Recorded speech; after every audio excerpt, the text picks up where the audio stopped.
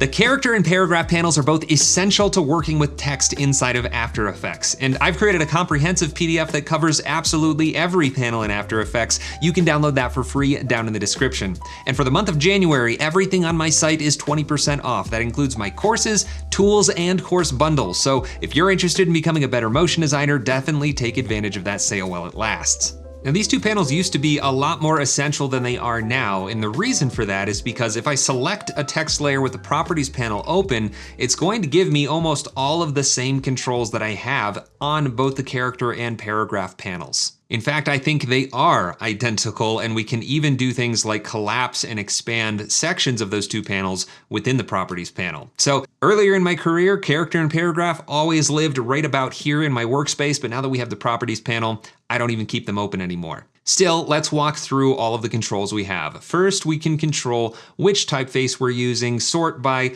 just Adobe fonts or choose whatever font you want to use, and then the weight of that typeface, as well as the colors for both the fill or the stroke. You just choose which one you want to change, add a stroke, remove it, swap. These are all very familiar UI elements across Adobe software.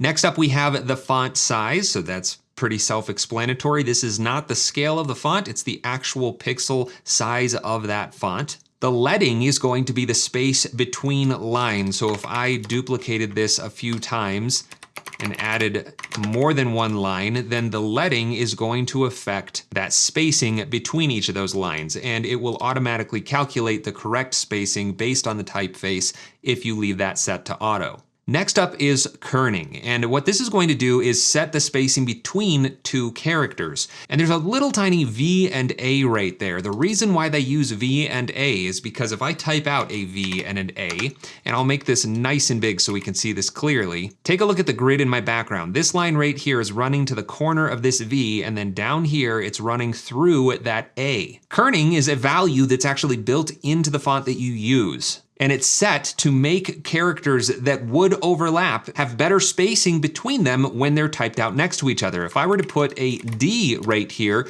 it's not gonna have that same alignment. See how this is a straight edge? It's not coming past this line like the A does when it's next to the V. So that's the reason why there's a V and an A, because that's a very obvious set of characters that would need custom kerning.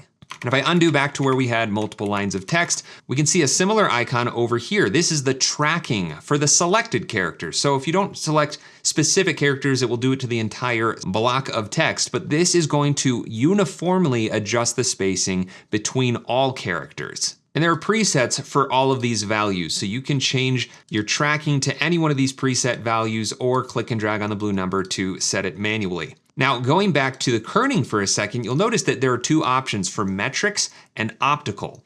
Metrics is going to strictly adhere to the kerning that's built into the font that I was just talking about. I've created a couple of fonts myself, and that is a very labor-intensive process where the font designer or typeface designer has put specific kerning between pairs of characters. That's all embedded into the font file, and metrics is going to use that information for the spacing of all of your letters. Now, After Effects has this optical option, which will actually do that measuring for you, overriding what's embedded into the font file. And you saw that everything just moved a little bit. If we go back to our VA example, I make this big again, and I switch this from optical to metrics, it's a very slight adjustment. So the optical measurement is actually doing a really good job of matching the kerning that's embedded into the font. I typically have mine set to optical. But you can also change this to preset values. So jumping back a little bit, remember kerning is spacing between two characters. So if I edit this text and I go in between the K and the I and I say, you know what, I think there should be more space between those two, I can hold down Alt or Option on a Mac and press the right arrow key to increase that value or the left arrow key to go back the other direction. And you can see those numbers are updating over here. So I can click and drag this to adjust just between those two characters. I can use one of the presets. I can use optical or metrics,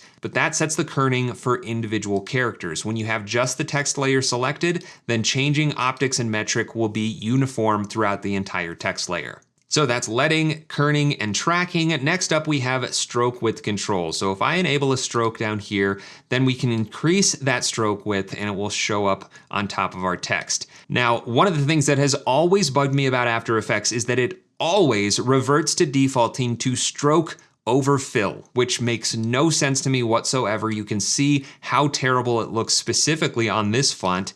The default should be all fills over all strokes, because that is what makes the most sense. When you outline your text, you don't want those outlines covering up the fills. So that is what I always set it to, but you can choose to say fill over stroke, and the difference between fill over stroke and all fills over all strokes is you can see that every character is on top of the character before it, and if we change it to all fills over all strokes, it makes more sense. You can swap those around to any of those 4 options. Now, if you take a look at the properties panel for a second, you'll notice these 3 buttons right here that are absent from the character panel. These control the caps, so you can change it from mitered to round to bevel to customize the way that that stroke looks. You can do that in the character panel, but it's buried in the hamburger menu. So I need to expand this out, and then you can see line join, and it keeps going off my screen recording. Here we go, line join, miter, round, bevel. I didn't know about that feature for years working in After Effects, but now we don't have to worry about it. It's right here in the properties panel, very easy to adjust.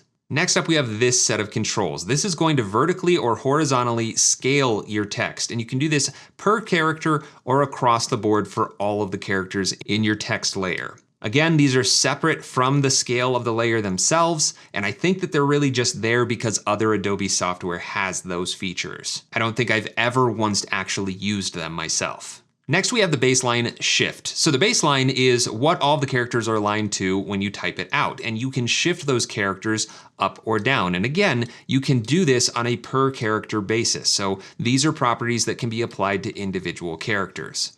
So I guess that's one reason why the scale controls exist, because you could apply that scaling to individual characters, but these characters were designed at specific scales, and stretching them non-uniformly doesn't make a lot of sense to me. Next up is set sumi for selected characters. I think I'm saying that right. And this is a property I've never had to adjust, but what it does is reduces the spacing around a character by this percentage value. So it's going to size that down. This is typically used for Chinese, Japanese, and Korean characters, not something that I've ever needed with English fonts. I'm gonna clean this text up. We're just gonna get rid of the stroke. And then next up, we have a row of transformations. The ones that I use the most are right here. All caps, which just disregards how you capitalized your letters and makes everything all caps. Small caps, where it preserves the case, but instead of lowercase letters, it uses uppercase letters that are just sized down. Superscript, which is what you would use if you needed like a little number, maybe right here, and then I made that a superscript. There's a little note.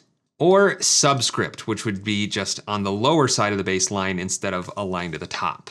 These first 2 are faux bold and faux italic, and they actually don't work with this typeface. I'm not exactly sure why, but if I just pick something else like Trilby, and then I make that faux bold, it's going to artificially increase the thickness of the font to make it bolder. Same thing with the italic. So depending on your font, this may or may not work, and if your font has bold and italic versions, you should just use those instead of faux bolding or faux italicing, because again, a designer put a lot of time and effort into designing these individual fonts for this typeface.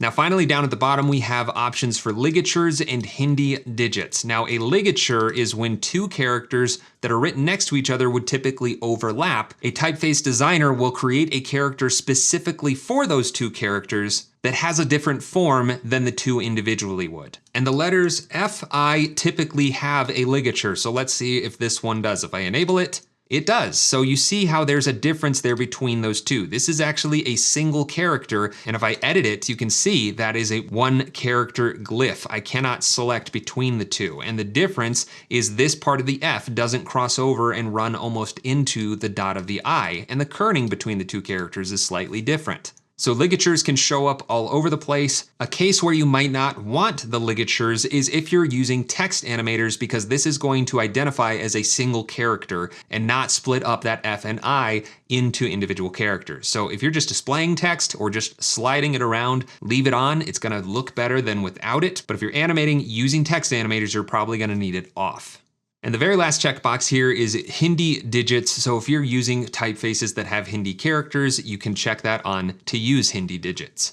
Now in the hamburger menu, there are other options. They show up in the properties panel as well, but you can toggle on a lot of those same properties.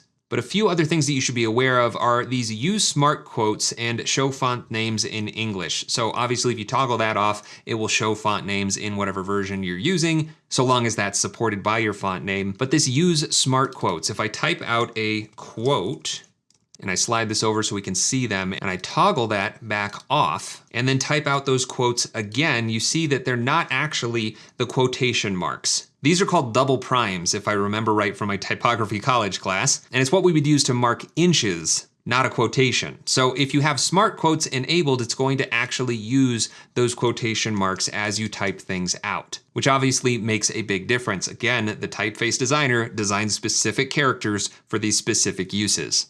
But that's just about it for the character panel. Now the paragraph panel is a little less complicated, but it is just as important. This is where we can set alignment for text layers to be left, right, or center justified. Let's go back to just typing out some more text so we have multiple lines, and drop down another line and we say this is another paragraph.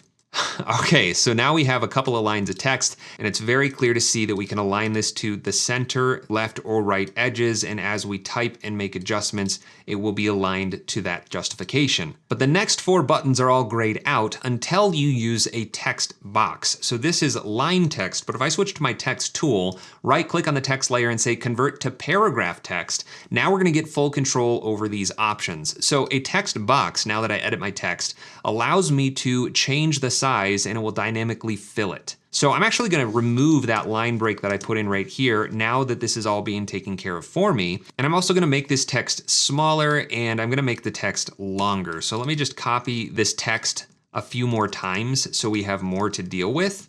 And it'll be much more clear what happens when we adjust these settings. So let's just make that text box a little bit wider here. That looks good. And now instead of just left, center, or right aligning this text, we can do true justification. I mistakenly call these justifying the text when really we're just aligning the text. Justifying the text is going to spread out each individual line so that the spaces between letters are larger to fill out the entire width of that line. And it's doing it by changing the size of the actual spaces between words. So it's not affecting kerning, it's not affecting tracking, it's just increasing the size of those spaces, or sometimes decreasing them. And now it's nice and blocked off. That is justified left. And we can tell it's left justified because of this last line is aligned to the left side. But we can also center justify this, and then the last line of the paragraphs will be in the middle.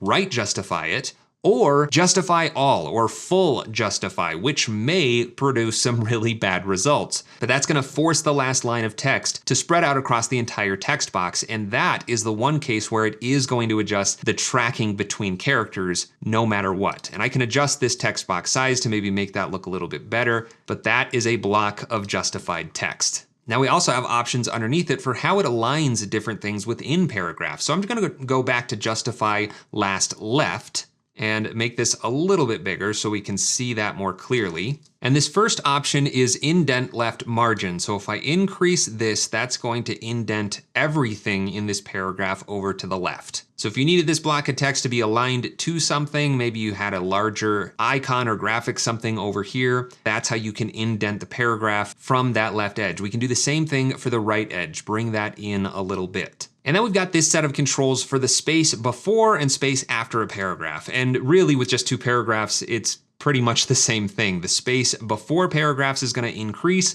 or the space after paragraphs is going to increase. It's just 2 different controls for the top and bottom spacing of paragraphs. Next, we have this indent first line. So this is how you can push these characters out to the left. Maybe you have a little custom icon or a drop cap that goes into the first section of that paragraph, but that's just going to indent the first line. And then finally, we have the ability to switch left to right text direction and right to left text direction. So if you're using language that is read right to left, that's how you can switch it. And you'd need to use a right to left font, obviously. And that's it for the contents of the paragraph panel, but over in the hamburger menu, we have some extra controls here as well. Roman hanging punctuation is going to allow the punctuation to hang outside of the text box. You see that my period just moved outside there. If I add in a quotation mark here, same thing. It's going to hang those punctuation marks outside of the alignment of the text block. If we turn that back off, it's going to bring it back in so it's all contained. We could change the ordering of leading in this paragraph panel, which is a little strange to me since you set the leading in the character panel, but this allows us to do top to top leading, where it's measuring from the top of every line to the top of the next line versus bottom to bottom where it measures from the baseline to the baseline. I have never changed that setting myself. If I switch this back to just being left aligned and I go back to this menu, we have Adobe Single Line Composer and Every Line Composer. And as I understand it, Every Line Composer is going to do a better job of spacing out the lines that come before it to help prevent hyphenation. I'm not actually getting any hyphenation here. In other Adobe apps, you can turn hyphenation on and off. As far as I know, that's not a feature of After Effects, but it still might produce some better looking flow of text from line to line, so it's something that you should know about. But that's just about everything for the paragraph panel. The controls for the paragraph panel also show up in the properties panel, along with the added control of being able to set this to point text or box text. You don't have to switch to the text tool, right click, convert to point text, convert to box text. It's just right there. So again, that's why I don't even have the character or paragraph panels docked anymore. Not only do we only see these controls when we need them, but it also gives us access to more controls. I hope you learned something today. Thanks so much for watching. Make sure that you like this video, subscribe if you're not already. I hope you have a fantastic day, and I'll see you in the next one.